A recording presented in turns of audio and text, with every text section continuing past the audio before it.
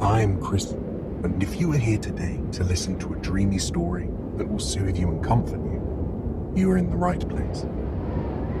Tonight, I will guide you to a night of restful sleep, as I tell you the story of a love sparking in a small mountain town. We will follow Charlotte as she wanders down snow-coated streets, aglow with the candlelight flickering in old store windows.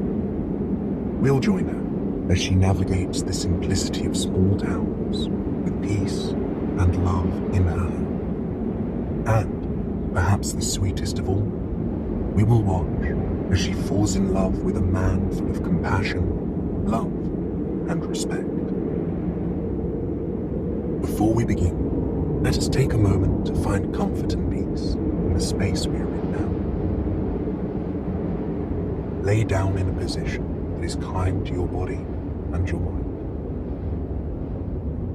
Can you feel yourself sinking into the mattress?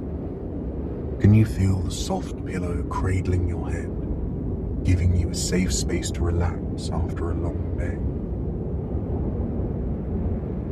So often, we feel too busy to care for our bodies or give them the love that they deserve. But here and now, there is plenty of time to give yourself care. There is no rush. There are no expectations. There is nothing you need to do except be kind to yourself. Imagine a light around your body. It can be any color you desire. Take a moment to really, truly see the light around your body. Slowly imagine that light traveling over your body. As it travels, pay attention to how your body feels. First, picture the light starting around your head. Are the muscles in your face relaxed, or are they rigid? Is your jaw clenched or relaxed? Whatever tension you are holding in your head, you are fully capable of letting it go. Picture that light pulling the tension from your jaw, face, and forehead, leaving that part of your body completely relaxed. Next, follow that light down your shoulders and arms. Feel as the light travels from the tips of your fingers on your left hand, all the way to the tips of your fingers on your right. As the light travels to your chest, allow it to untangle whatever strings of stress may reside there. Feel as the light pulls the heaviness away from your body. Follow that light down your hips and legs, soothing each exhausted muscle. Feel as the light journeys down your thigh, down your calves, and through to the tips of your toes. With your body fully unwound and the thoughts of the day behind you, let us begin. Charlotte's breath fogged up the train window. Beyond the frosty glass, a landscape of towering mountains and lofty trees lazily flickered by. Overhead, the clouds were dark and heavy, hanging so low that she could see the curve of each cloud. She knew that snow was on the way. This time of year, it seemed to snow almost every day in her hometown. If she closed her eyes, she could remember every bit of her childhood snow days here. How she would awaken in her nice, warm bed to the steady rumble of snow plows sliding piles of freshly fallen snow to the side. How she would crawl out of her bed with a blanket draped over her shoulders and look out over the landscape, amazed by how perfectly the white flakes had blanketed the landscape, subduing every harsh line and turning the world into one of softness and peace. She closed her eyes as the memories washed over her. The consistent drone of the train wheels and mechanics was a steady, rhythmic lullaby that seemed to be urging her to sleep. Chug, chug, chug, chug. The wheels spun and spun and spun, driving her deeper and deeper into the depths of the countryside. The door beside her slid open, gently breaking her nostalgic moment. A waiter in a velvety coat handed her a cup of steaming hot chocolate, one she had ordered only moments earlier. She sipped down on it, allowing the sweetness to engulf her taste buds and warm her up from the inside. But that wasn't the only thing that came through the door.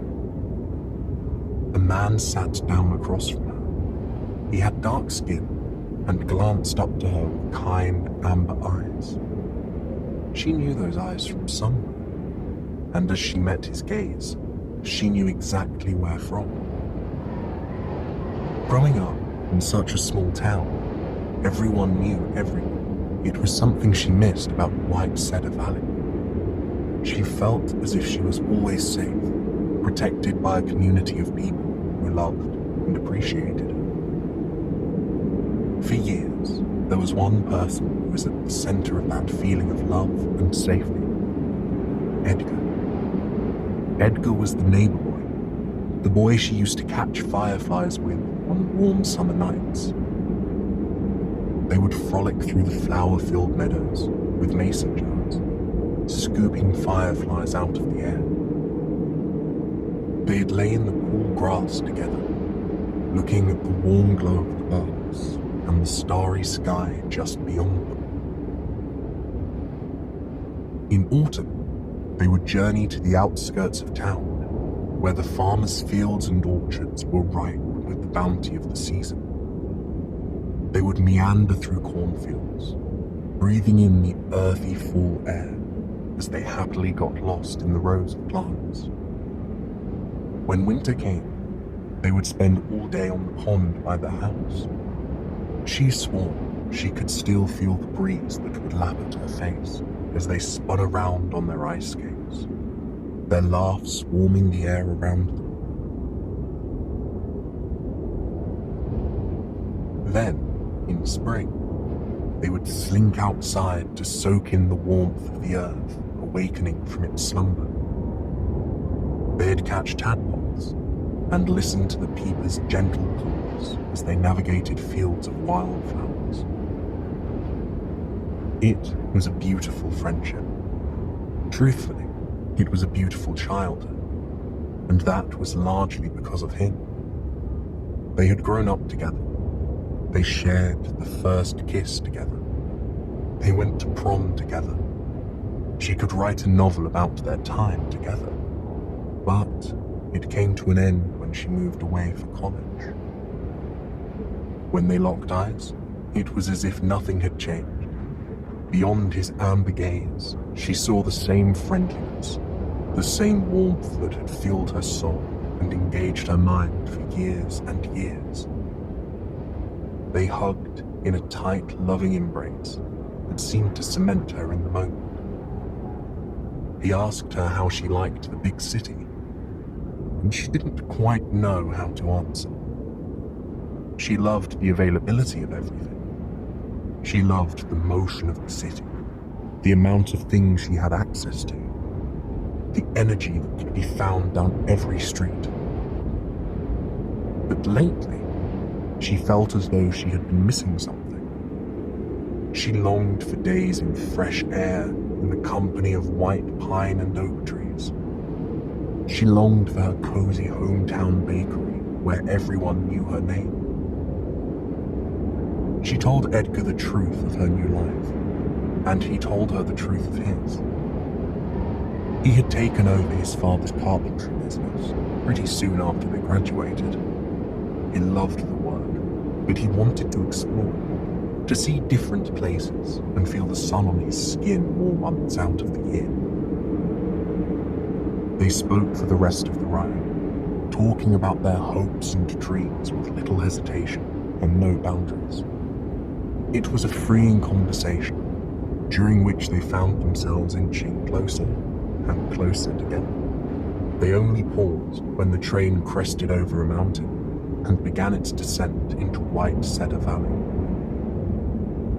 The sight stole Charlotte's breath, replacing it with a flood of warm nostalgia. White Cedar Valley sat in a quiet valley far from the nearest city.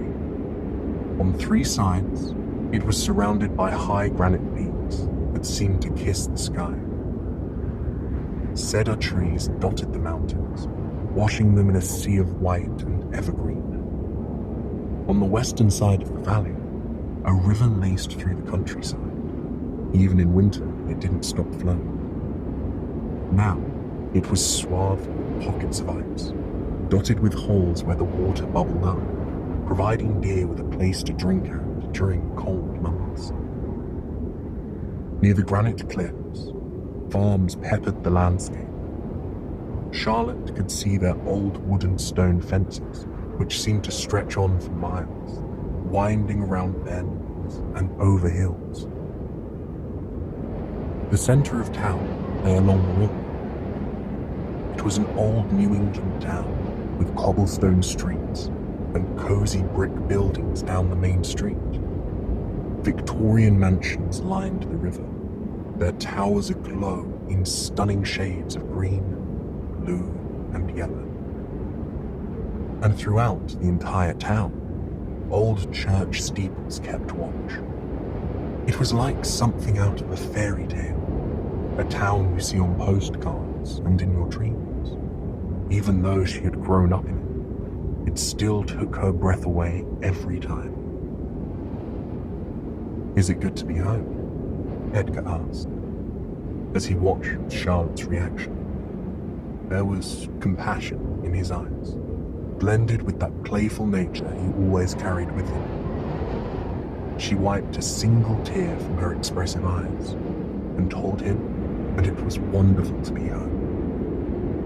When they arrived at the station, Charlotte was touched to see the entire building decorated for Christmas. Wreaths and garlands hung from the exposed beams of the antique building, turning it into a holiday wonderland.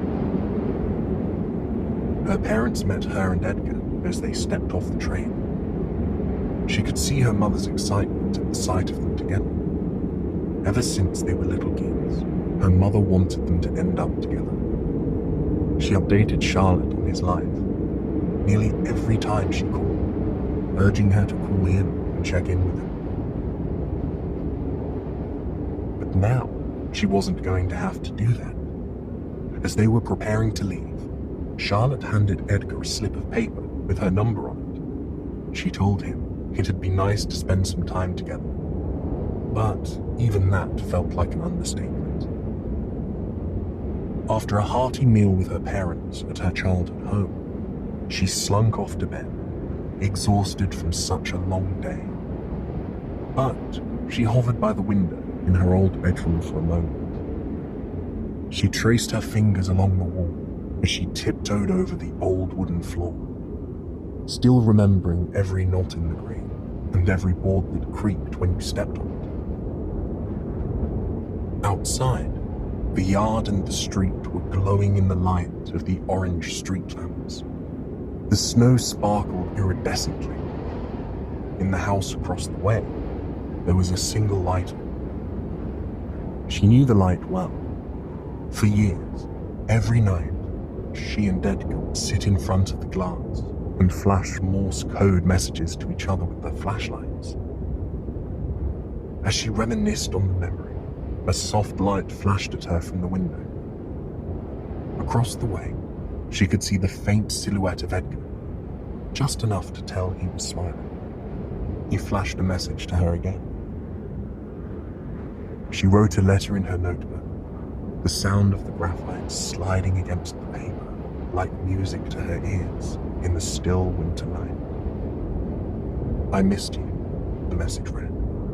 Staring down at those simple words nearly brought her to tears. For so long, she felt as though a part of her was missing. she never considered that that part might be Edgar. She glanced around for a flashlight, and, to no surprise, she found one in the drawer beside the window, exactly where she left it all those years ago. "I missed you," she messaged back. In that moment, she felt like a kid yet again. The air was still and quiet around her, as the next message arrived, which read, MNATWD. It was a childhood code they came up with in case a message was too long. There were dozens of codes, but this one was one she could never forget, because they used it at least once a week for years. It meant, "Meet me at the willow tree." She shook the flashlight up and down for years. Charlotte pulled on a warm wool sweater, leggings and boots, along with a thick jacket. As a child, she always had to sneak out to meet him at the tree. She had a bag in her closet for the occasion, with a large puffer jacket and boots, ready for any time she wanted to meet Edgar. But now, she simply stepped out the front door into the brisk night air. She could almost taste the pine trees and mountains on her tongue with every breath, filling her lungs, filling her being. It was invigorating. It made her feel beautifully alive, yet small all at the same time. She walked through the soundless town with her eyes turned to the sky. The only noise was the crunch, crunch, crunch, crunch of her boots on the squishy snow. It was a sound like no other, a sound that would forever bring her back to her childhood of sledding under stars and whispering under willow trees with hot chocolate in hand. The willow tree was at the end of the neighborhood, down a small hill.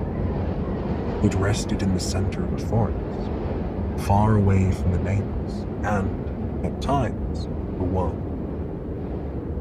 The trees all around her were coated in a thin layer of ice, just enough to make every branch, needle, and pine cone glisten in the December moonlight. But the star of the show was the willow tree, the only willow for miles. It had grown to be impossibly tall. Its tendrils sloped to the ground, lowered down by the weight of snowflakes. It looked like an ice sculpture, a work of art that was too perfect for this world. Charlotte stood for a moment, marveling at the sight before her. In that moment, she truly realized how blessed she had been to have such a beautiful childhood. A childhood full of ice-coated willows and frog-filled streams. She stepped into the willow, parting the branches with the back of her hand to reveal the cozy area underneath. There was a single bench there, a bench she and Edgar had crafted years and years ago. She wiped a dusting of snow off the seat. Underneath, etched into the green, was a simple message. Charlotte and Edgar were here. She couldn't help but smile. She never imagined that life would take them back here again. And yet, here she was. And there he was. Edgar parted the branches and then stepped into the tree with her. His eyes aglow with compassion and adoration. "I see you still remember our code," he chimed.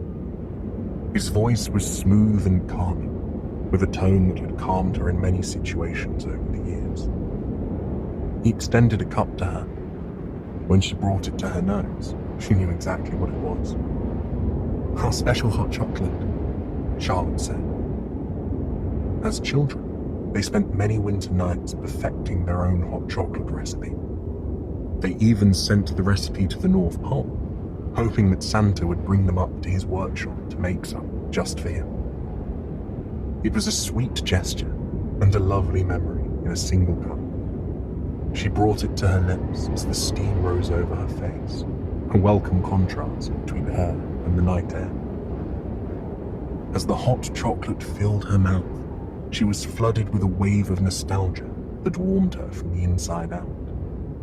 She was also flooded with a sweetness unlike any other, as if she had poured the contents of a chocolate shop into her mouth. Judging by Edgar's reaction, he felt the same way. They both laughed, plopping down on the bench next to each other. I found the recipe and followed it exactly, I swear. Edgar chuckled. Charlotte swirled the cup, watching the thick hot chocolate leave trails along the edge of the cup. "Oh, I believe you," she chimed. "We were 8. We would make something that sweet." As their laughs died down, they lapsed into a comfortable silence. It wasn't awkward. It wasn't uncomfortable. It felt like home. Here, under the icy willow tendrils in moonlight, she felt at home with Edgar in a way she hasn't in years. They sat and talked for hours, their breath forming clouds with every word they spoke, their hands searching for each other, for a gentle touch or caress on occasion. The conversation was like the river that ran through town, ebbing and flowing around familiar corners, resting in deep spots for a few peaceful moments before continuing to move forward. It was always comfortable, always natural. She found herself getting lost in his eyes on occasion. As a child, she would always say his eyes looked like honey, and now she could see how true that was. They sparkled when he spoke of certain things, and swelled with emotion when he spoke of others. He was a man of compassion, a man who found joy in the smallest of things, like flashlight Morse code, or a shared hot chocolate under a starry sky.